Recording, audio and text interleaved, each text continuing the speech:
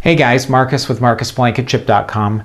Do you consider the kind of software that your team builds to be fast food or high quality? Slow cooker, delicious, nutritious food. So far, all of you I've talked to are definitely over in this camp.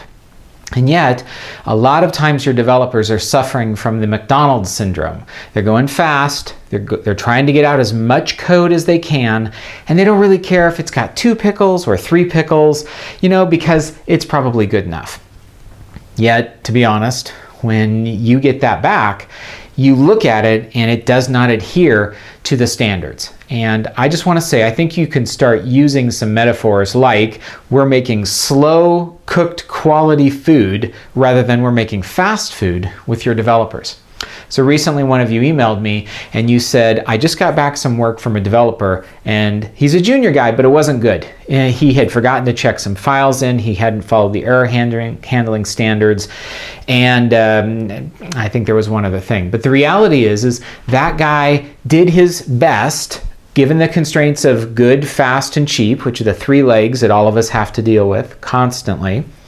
And he turned in that work. Maybe he was in a hurry. Maybe he's so junior that there's just an overwhelming number of things for him to figure out. The reality is this is your opportunity to give him some feedback. This is where you need to schedule a meeting with him. Don't ask him to schedule with you. You say, we're going to meet 8 a.m. on Monday and we're going to review your work. I'm going to walk through everything I had to do to get it done, because in this case the lead had to make some changes before it went out the door. And I want to talk to you about how these things happened. This is really a root cause analysis. And there's a lot of stuff on the internet about root cause analysis, asking the 5 whys, things like that. But in reality, all you need to do is make sure that this developer understands specifically what they should have done differently. Do not say, your error handling was bad. Do say, your error handling didn't follow the standards on these 4 lines of code. That's specific. That opens up the discussion with the developer who will say, well, I'm not sure how I'd add error handling there. Oh, well, let's do it together. I'll show you. Let's open up the standard and I'll take my expertise and we'll do a little training. Let's say not all files were checked in, but there were 11 images and 3 CSS files that weren't checked in. Do you know how to do that? Yeah, oh, maybe I do. I'm not sure how to add files to Git. Oh, well, let me show you that. Don't get disgusted. We were all young once, okay? We were all a novice at one point, but you need to just simply show them how to do the things they are supposed to do. And if they say, oh yeah, you know what? I'm sorry, my wife had this thing and I had to run out the door. Okay, that's when you can deal with the larger problem, which is if you were in a rush, you shouldn't have turned it in. And if you knew you were turning in bad work, you need to talk to me.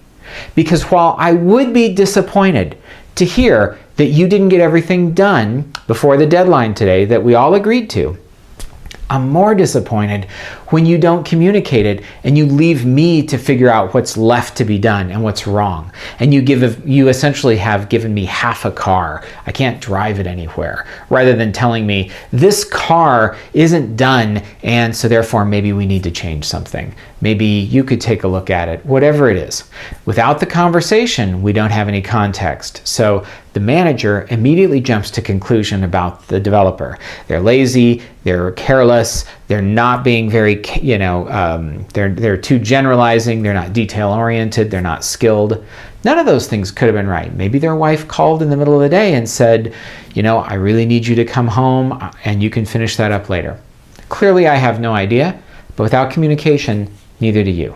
So ask questions of the developer. Rather than making assumptions, ask questions like, if you knew it wasn't ready, why didn't you call me and tell me, Marcus, this isn't ready to go? I would then get a chance to make a decision like letting the client know, Jim, this isn't quite ready. Okay, so just to recap, when giving feedback, you're going to set a time to have a conversation. That's number 1. You're going to be specific in your feedback so that you can use it for training opportunities. That's number 2. And you're going to ask questions, especially if the developer claims they knew how to do something but forgot. If they answer, well, I just forgot, then you need to say, why? How did you forget that? What do we need to do so you don't forget it in the future? Because digging in there is going to yield a little bit of awkward, uncomfortable silence, but it's the only way to get to the root cause of the problem. Your goal with this whole meeting is not to make anyone feel bad. Your goal with this whole meeting is to correct behavior so it doesn't happen again.